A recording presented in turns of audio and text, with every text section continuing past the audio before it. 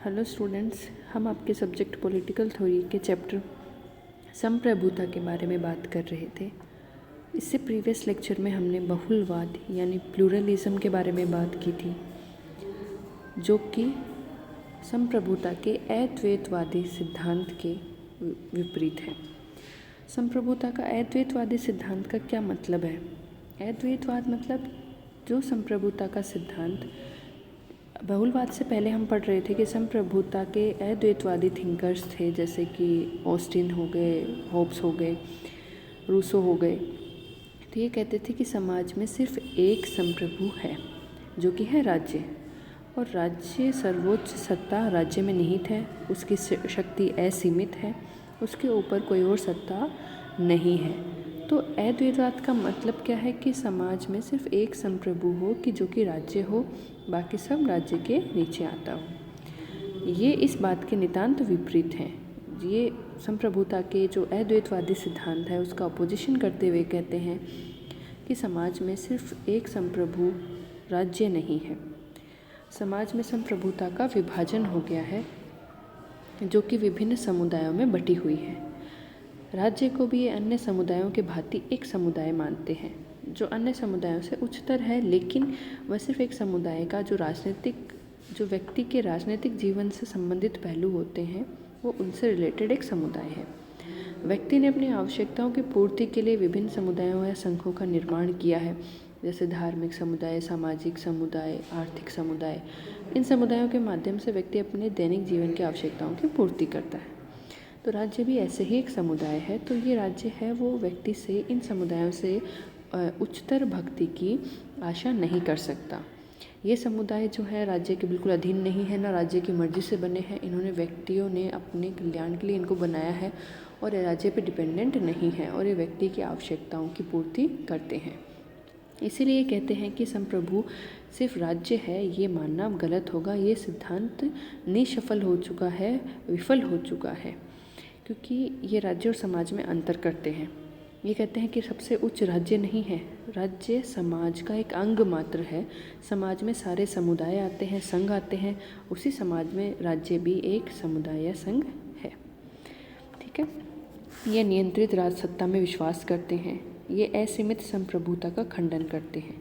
ये कहते हैं कि संप्रभुता नियंत्रित है आंतरिक व बाह्य क्षेत्र में। आंतरिक क्षेत्र में दूसरे समुदाय इसको प्रतिबंधित करते हैं, राज्य को असीमित पावर या अनलिमिटेड पावर्स नहीं लेने देते, क्योंकि राज्य को जनता के कल्याण के बारे में सोचना पड़ता है। अगर वो जनता के कल्याण के बारे में नहीं सोचता तो वो राज्य विखंडित हो जाता है। तो आंतरिक क्षेत्र में भी राज्य की संप्रभुता लिमिटेड हो गई वहाँ की जनता और अन्य समुदाय या संघों के कारण। जैसे कि फॉर एग्ज़ाम्पल कई बार राज्य ऐसे कानून बना देता है, हम अपनी डे टू डे लाइफ में देखते हैं कि जो कानून, जैसे फॉर एग्ज़ाम्पल अब किसान आंदोलन चल रहा है, तो कुछ ऐसे कानून लाए गए कि जो किसानों के अगेंस्ट प्रतीत होते हैं, तो किसानों ने उनके खिलाफ आंदोलन शुरू कर दिया। तो इस तरह से कि राज्य है वो अनलिमिटेड पावर्स का प्रयोग नहीं कर सकता, लोग उसके खिलाफ आंदोलन शुरू कर देते हैं, या समुदाय या संघ है वो उसका विरोध करते हैं। तो उन्होंने कहा कि आंतरिक क्षेत्र में भी राज्य असीमित सत्ता का उपयोग नहीं कर सकता, और बाह्य क्षेत्र में भी राज्य है वो असीमित सत्ता का प्रयोग नहीं कर सकता। ये नहीं है कि बाहर वो जब चाहे जिसके देश के साथ चाहे वॉर कर दे या फिर मानव अधिकारों का उल्लंघन कर ले। ये भी अंतर्राष्ट्रीय कानूनों से बंधा हुआ है। बहुलवादी कहते हैं कि जो कानून है वो राज्य से स्वतंत्र है और उच्च है, राज्य से पहले कानून आता है। ये विकेंद्रीकरण में बिलीव करते हैं। केंद्रीकरण का मतलब क्या है? सारी पावर्स एक जगह इकट्ठी हो जाए, यानी पावर्स का केंद्रीकरण हो गया, मतलब सारी पावर्स हैं वो एक व्यक्ति या फिर एक जो समूह है व्यक्तियों के उसके पास इकट्ठी हो गई। और पावर का विकेंद्रीकरण यानी शक्तियों का विकेंद्रीकरण हो गया, मतलब पावर एक जगह इकट्ठी ना होकर डिवाइड हो गई। जैसे संघात्मक राज्य हैं, उसमें केंद्र और राज्यों के बीच में पावर का डिवीज़न रहता है।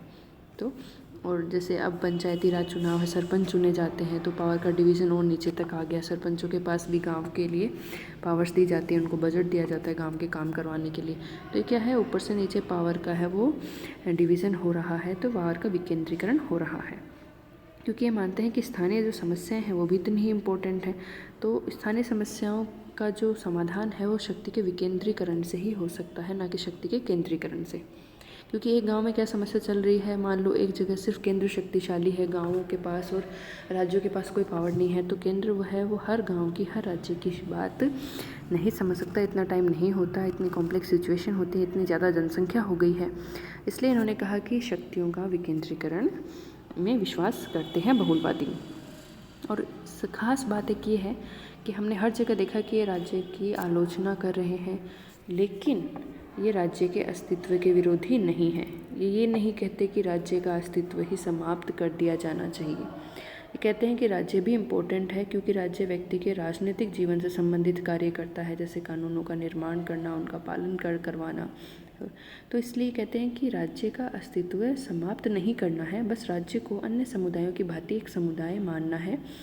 क्योंकि राज्य कई बार क्या होता है कि उसके जो साथ के अन्य समुदाय हैं उनमें कोई अगर विवाद हो जाता है तो राज्य उसके लिए मध्यस्थ के रूप में कार्य कर सकता है। लेकिन ये राज्य को इतना निरंकुश नहीं मानते जितना जो एकत्ववादी विचारक थे वो मानते थे।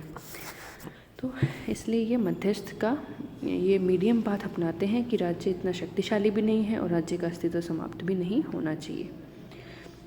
फिर कल हम लास्ट में देखा था हमने कि जो बहुलवाद है वो व्यावसायिक प्रतिनिधित्व में विश्वास करता है।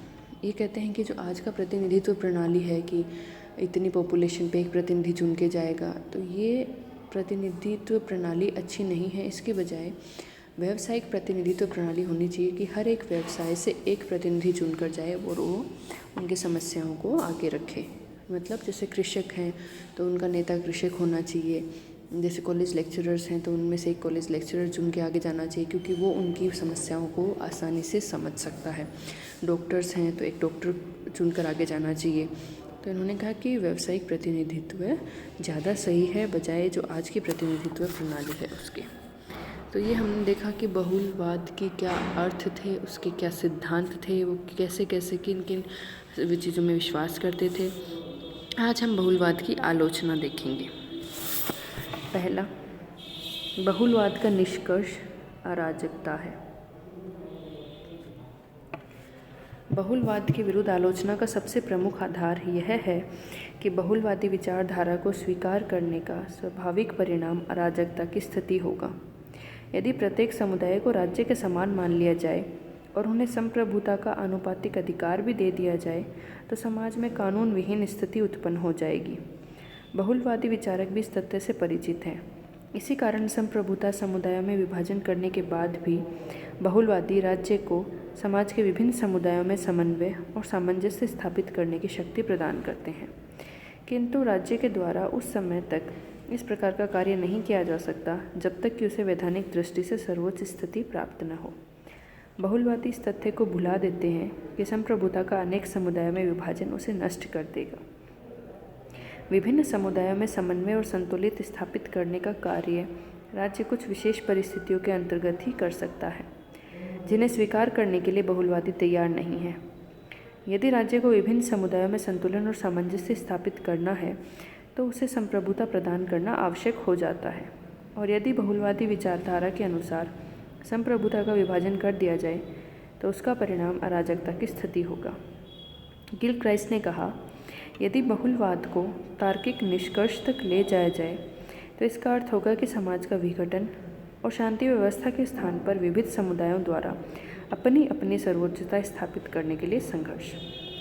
यानी इनका सबसे पहला जो आरोप है यही है कि जो बहुलवाद को अगर मान लिया जाता है तो उसका रिजल्ट निकलेगा वो अराजकता होगा। यहाँ सबसे पहले समझना ज़रूरी है कि अराजकता का मतलब क्या है। अराजकता का मतलब है जिस राज्य में, जैसे फॉर एग्जांपल हम बात करते हैं कि इस राज्य में अराजकता फैली हुई है, यानी यहाँ कोई कानून नियम का पालन नहीं होता, चारों तरफ अशांति व अव्यवस्था है।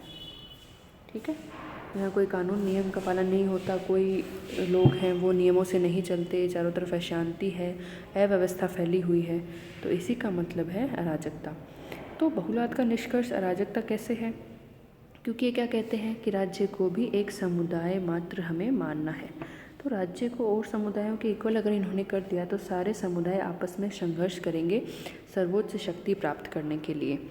तो फिर इन्होंने एक चीज़ कही कि राज्य दूसरे समुदायों के बीच में संतुलन का काम कर सकता है, लेकिन फॉर एग्ज़ाम्पल अगर राज्य भी इनके इक्वल है, यहाँ 3 समुदाय हैं, इन 2 समुदायों में संघर्ष हो गया, राज्य इनके बीच में मध्यस्थ का कार्य तभी कर सकता है जब राज्य इनसे ऊपर हो और ये दोनों समुदाय राज्य की बात माने। अगर हमने राज्य को इन समुदायों के इक्वल कर दिया तो ये राज्य की बात क्यों मानेंगे? कहेंगे आप भी हमारे इक्वल ही हो, आप हमसे ऊपर नहीं हो तो हम आपकी बात कैसे मान सकते हैं। जैसे हम समझे कि 3 व्यक्ति हैं, तीनों इक्वली पावरफुल हैं, 2 व्यक्तियों में झगड़ा हो गया, तीसरा व्यक्ति अगर सुलझाना चाहता है तो दोनों व्यक्ति उसकी बात क्यों मानेंगे? अगर ये व्यक्ति इन दोनों व्यक्तियों से अधिक पावरफुल है, इनको ज़्यादा, इस व्यक्ति को ज़्यादा शक्ति दी हुई है, तो अगर ये व्यक्ति अपनी बात रखेगा तो ये शायद दोनों व्यक्ति उसकी बात सुने। तो वही हाल यहाँ पर है, इसलिए राज्य को सर्वोच्च शक्ति प्रदान करना ज़रूरी हो जाता है। और ये कहते हैं कि संप्रभुता का विभाजन हो जाना चाहिए। संप्रभुता का अनेक समुदाय में विभाजन उसे नष्ट ही कर देगा। ठीक है। दूसरा बहुलवाद है, वो भ्रामक धारणाओं पर आधारित है।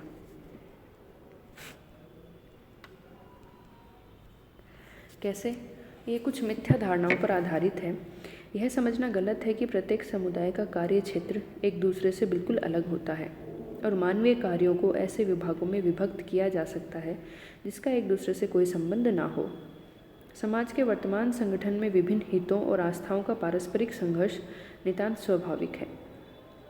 ऐसी स्थिति में यदि समाज में कोई अंतिम वैधानिक सत्ता न हो तो विभिन्न समुदायों के पारस्परिक संघर्ष के कारण एक अस्वस्थ वातावरण उत्पन्न हो जाएगा जिसमें मानवीय प्रगति लगभग असंभव हो जाएगी।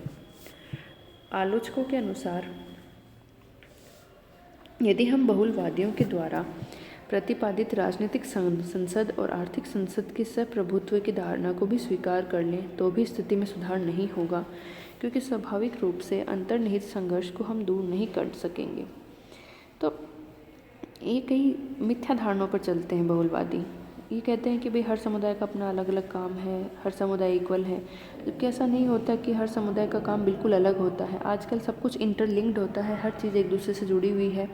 मानव जीवन के सारे पहलू, मानव जीवन का सामाजिक पहलू उसके आर्थिक पहलू से भी जुड़ा हुआ है, उसके धार्मिक पहलू से, उसके सामाजिक, तो हर पहलू आदमी का एक दूसरे से जुड़ा हुआ होता है। ये नहीं हम कि मानव के कार्यों को हमने स्ट्रिक्टली डिवाइड कर दिया, बस आर्थिक कार्य अलग है, सामाजिक अलग है, इनका एक दूसरे पर कोई प्रभाव नहीं है, ऐसा नहीं होता। तीसरा,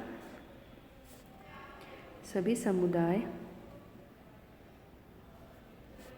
समान स्तर के नहीं है। बहुलवादी विचारधारा के विरुद्ध एक महत्वपूर्ण तर्क यह है कि इस विचारधारा में समाज के सभी समुदायों को समान स्तर का मान लिया गया है। प्रत्येक समुदाय को राज्य के समान मान लेना बहुलवाद की एक भारी भूल है। वास्तव में राज्य संस्था के अपने विशेष कार्यों के कारण उसकी स्थिति अन्य समुदायों से भिन्न और विशेष होती है। गार्नर ने कहा है, विभिन्न श्रेणियों व वर्गों को और एक दूसरे से प्रतियोगिता करने वाले समुदायों को उचित मर्यादा में रखने का कार्य करके राज्य एक महत्वपूर्ण सेवा करता है।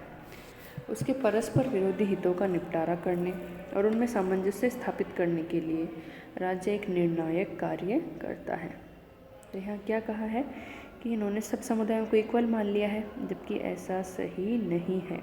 राज्य दूसरे समुदायों से उच्च है क्योंकि वह दूसरे समुदायों में सामंजस्य बिठा के रखता है। अगर उनमें कोई बात हो गई है, कोई विरोध हो गया है तो उसको सुलझाने का प्रयास करता है और मानव जीवन के ज़्यादातर पहलुओं के बारे में निर्णय लेता है। तो इसलिए राज्य की स्थिति दूसरे समुदायों से अलग होती है और विशेष होती है। अगला, बहुलवाद प्रभुत्व के काल्पनिक अद्वैतवादी शत्रु पर आक्रमण करता है। बहुलवाद की आलोचना का एक आधार यह है कि बहुलवाद जिस निरंकुश प्रभु सत्ता पर आक्रमण करता है उसका प्रतिपादन हीगल को छोड़कर किसी अन्य समर्थक द्वारा नहीं किया गया है। बोंदा, होब्स, रूसो, ऑस्टिन आदि सभी विचारक राज्य की संप्रभुता पर प्राकृतिक, नैतिक या व्यवहारिक कुछ न कुछ नियंत्रण अवश्य स्वीकार करते हैं। कि हमने देखा था कि बहुलवादी हैं वो अद्वैतवाद धारणा के खिलाफ हैं। तो ऐसा नहीं है कि हर थिंकर ने ये कहा कि राज्य की शक्ति है वो असीमित है। अद्वैत धारणा का मतलब मैंने बताया था कि राज्य की शक्ति असीमित है, वो अकेला संप्रभु है। कुछ थिंकर्स को छोड़कर बाकी थिंकर्स हैं वो राज्य पर कुछ न कुछ नियंत्रण अवश्य स्वीकार करते हैं। तो इसका मतलब ये है कि आप जिस धारणा पर बहुलवाद को बना रहे हो वही एक काल्पनिक सी धारणा है। अद्वैतवादी जो विचार है वो कुछ थिंकर्स ने ही दिया है, बाकी थिंकर्स राज्य पर नियंत्रण कुछ न कुछ स्वीकार करते ही हैं। अगला, बहुलवाद अंतर विरोधों से भरा है।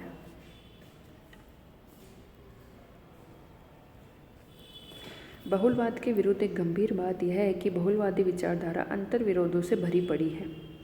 बहुलवादी सैद्धांतिक रूप से तो राज्य की शक्तियों को कम करके उसे अन्य समुदायों के साथ समानता प्रदान करते हैं, किंतु जब वे व्यवहार पर आते हैं, यानी जब वो प्रैक्टिकल बात करते हैं, तो ये स्वीकार करते हैं कि किसी एक संस्था को संप्रभु रखे बिना राजनीतिक समाज की कल्पना ही नहीं की जा सकती है। इस प्रकार वे परोक्ष रूप में राजकीय संप्रभुता को स्वीकार कर लेते हैं।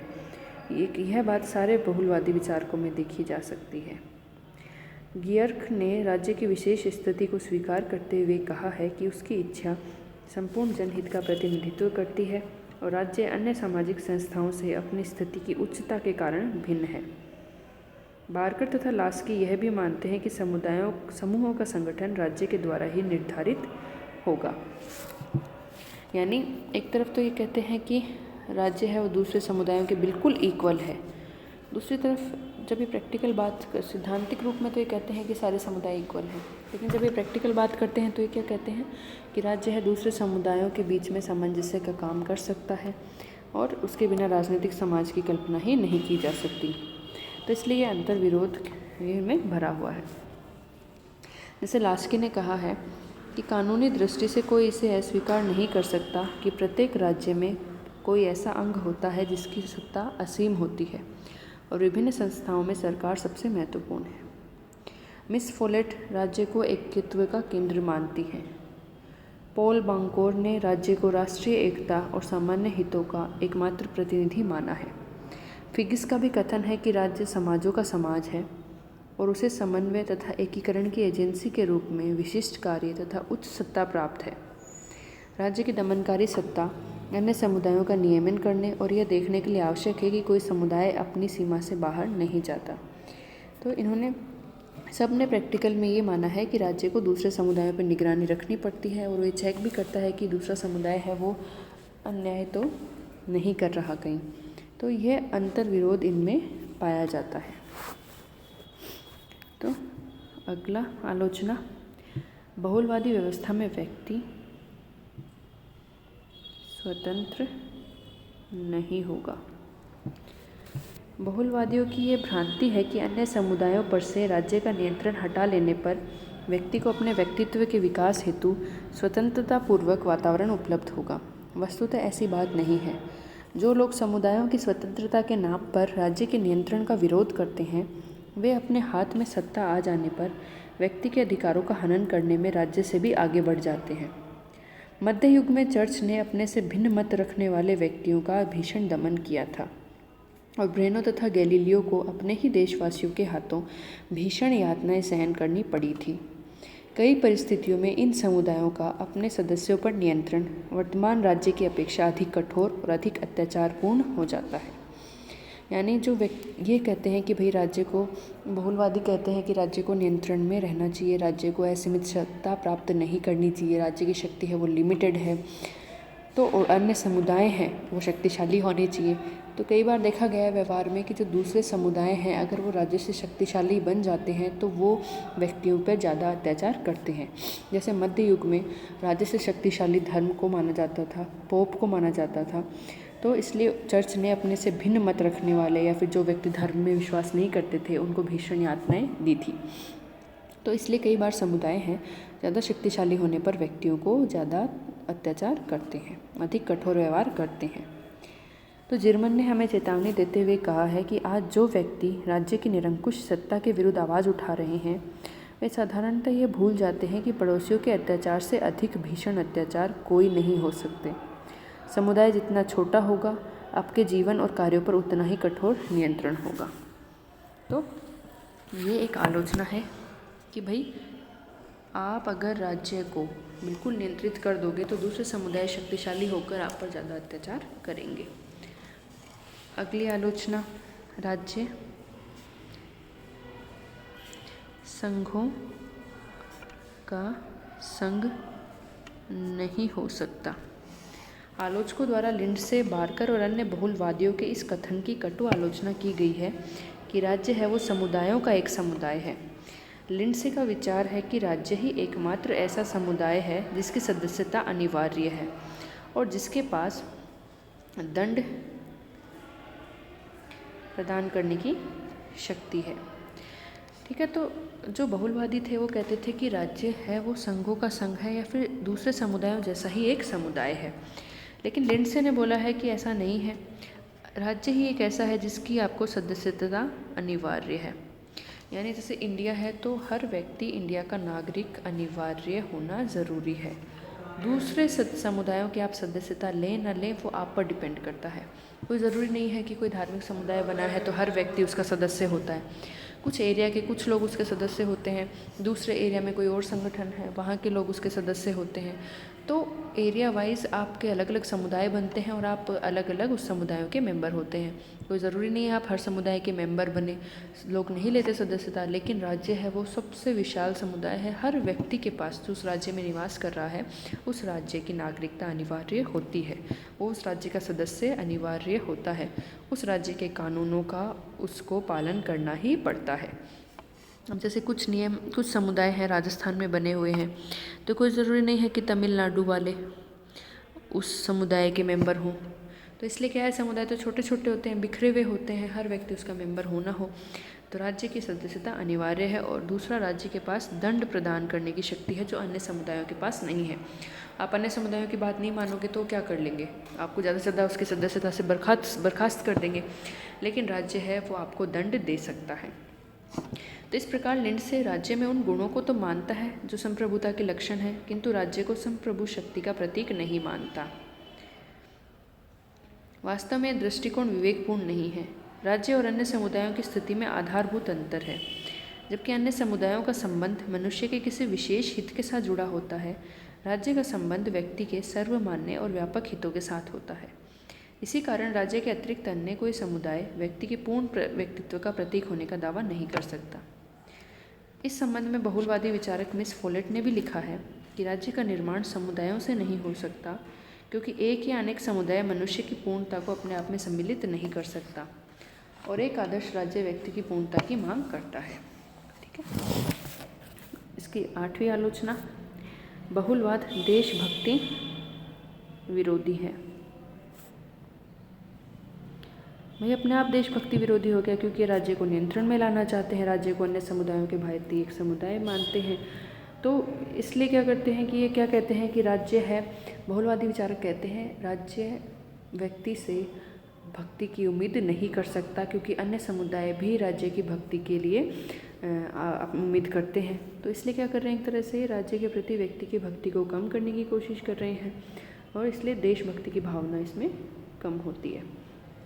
ठीक है, तो इस बात से इनकार नहीं किया जा सकता कि वर्तमान समय में राज्यों में देशभक्ति का अपना स्थान और महत्व है। तो एक आलोचना इनकी ये है। अगली आलोचना, बहुलवाद का जो कानून संबंधी विचार इन्होंने दिया है वो गलत है। बहुलवाद की आलोचना इस दृष्टि से भी की जाती है कि डिग्विट और क्रेब जैसे दार्शनिकों का कानून संबंधी विचार असत्य है। ये दार्शनिक हैं वो कानून को राज्य के सत्ता से स्वतंत्र, उच्चतर और अधिक प्राचीन मानते हैं, किंतु कानून को राज्य के अस्तित्व से उच्च मानना सही नहीं है। यद्यपि यह सत्य है कि राज्य का आदेश मात्र होने से कोई नियम कानून के रूप में मान्य नहीं होता, लेकिन इसके साथ ये भी सत्य है कि कोई भी नियम समाज में कितना भी चल रहा हो, राज्य के स्वीकृति के अभाव में उसे कानूनी मान्यता प्राप्त नहीं होती। इस प्रकार कानून को संप्रभु सत्ता की आज्ञा कहा जा सकता है। अब समाज में कोई प्रथा चल रही है तो वो कोई भी प्रथा या कोई नियम चल रहा है, समाज के लोग मान रहे हैं, लेकिन हो सकता है कि उसी देश में कोई और समाज हो वो उन प्रथाओं को ना माने, और अगर वो प्रथा चल भी रही है तो भी जब तक राज्य उसे स्वीकार नहीं करेगा, राज्य उसे कानून में लिख नहीं देगा, तो उसे तब तक कानून नहीं माना जाएगा। कानून क्या होते हैं, जो विधायक होते हैं, जो सांसद होते हैं, संसद में बैठकर बनाते हैं, उनको गैजेट में प्रकाशित किया जाता है कि भी आज से ये कानून लागू है। तो इसलिए जब तक राज्य उनको लिख नहीं देता, उनको कानूनों का रूप नहीं देता, वो प्रथा चाहे कितनी भी इम्पोर्टेंट हो, कितने भी टाइम से चल रही हो, उसे कानून नहीं कहा जा सकता। तो जबकि बहुलवादी विचारक कहते हैं कि कानून राज्य से ऊपर है, स्वतंत्र है, जबकि कानून बनने के लिए राज्य की स्वीकृति आवश्यक है। 10th, अंतर्राष्ट्रीयता यानी इंटरनेशनल रिलेशनशिप के आधार पर संप्रभुता का विरोध उचित नहीं। अंतर्राष्ट्रीयता के आधार पर जो संप्रभुता का विरोध करते हैं वो भी उचित नहीं है। ये सही है कि राज्य को अंतर्राष्ट्रीय आचार विचार और कानूनों का आदर करना चाहिए, लेकिन वैधानिक दृष्टि से राज्य इन सीमाओं का पालन करने के लिए बाध्य नहीं है। अंतर्राष्ट्रीय कानून है वो राज्य पर कंपलसरी नहीं होते। राज्य अपनी नैतिकता के कारण उन नियमों को मानता है, लेकिन वो कानून है वो राज्य पर बाध्य नहीं है, राज्य संप्रभु है।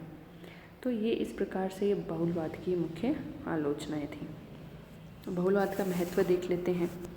बहुलवाद राजनीतिक संघों के बढ़ते हुए महत्व पर जोर देता है। इन समुदायों के उचित कार्य क्षेत्र में राज्य के हस्तक्षेप के प्रति सचेत करता है और इस बात का प्रतिपादन करता है कि राज्य के द्वारा न केवल इन समुदायों को मान्यता दी जानी चाहिए, पर इन समुदायों को अपने कार्य क्षेत्र में बहुत अधिक सीमा तक स्वायत्ता भी दी जानी चाहिए। वर्तमान समय में मानव जीवन की बहुत सारी आवश्यकताओं को दृष्टि में देखते हुए बहुलवाद के इस विचार को प्रशंसनीय कहा जा सकता है। उचित रूप में बहुलवाद के इस विचार को स्वीकार कर लेने से न केवल व्यक्ति के व्यक्तित्व में विकास होगा, बल्कि राज्य की कार्य क्षमता में भी वृद्धि होगी। निष्कर्ष क्या निकलता है? संप्रभु राज्य के विरुद्ध एक सामयिक प्रतिक्रिया होते हुए भी बहुलवादी विचारधारा को स्वीकार नहीं किया जा सकता। मरियम और बोन्स ने अपनी पुस्तक history of political thought in recent times में लिखा है, बहुलवादियों के विरोध के बावजूद न तो राज्य के संप्रभुता के सिद्धांत का त्याग किया गया है, न ही इसका त्याग किया जा सकता है। संक्षेप में, बहुलवादी आलोचना राज्य के समन्वयकारी रूप की आलोचना होने की अपेक्षा राज्य के वर्तमान सामाजिक ढांचे की आलोचना अधिक है। ऐसी स्थिति में जॉर्ज सबाइन के इन शब्दों का प्रयोग उचित है कि मैं यथासंभव एकत्ववादी होने का अधिकार सुरक्षित रखता हूँ, किंतु जहाँ आवश्यक हो बहुलवादी बनने को तैयार हूँ। तो ये था आपका बहुलवादी सिद्धांत। इसी के साथ संप्रभुता चैप्टर यहीं समाप्त होता है।